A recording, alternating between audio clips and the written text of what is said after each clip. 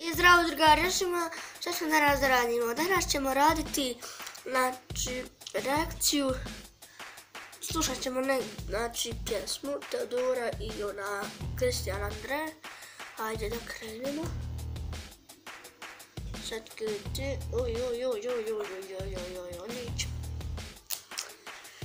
šalim se ljudi malo, znači, danas ćemo da radimo vrste gamera, drugu epizodu, vrste učenika na nastavi, drugu epizodu, prvu epizodu, pardon. Pa hadimo te učenike. Prvi lik je lik, idemo na 3 lika. Prvi lik je lik onaj koji mi je dvica kao petica. Nemo tog lika. Okej. Haso, dvica. Znači, mogao se bolje potruditi kod tog testa, bolje...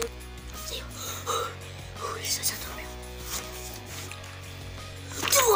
2!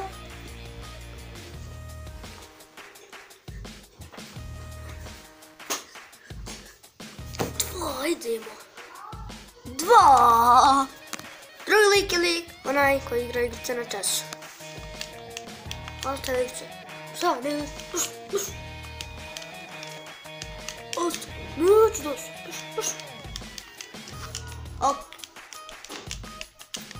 Ostavi igricu.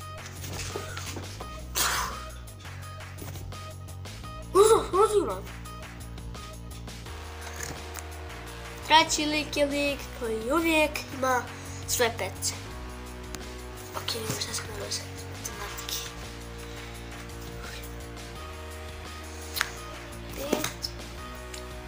5. Ti ima 5 petica.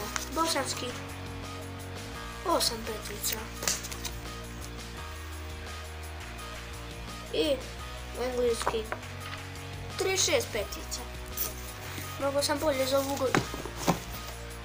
Ništa ljudi, kad se video barem malo sviđa, ostavite like i subscribe na moj kanal. Mislim u sljedećoj epizodi. A tada, pozdrav!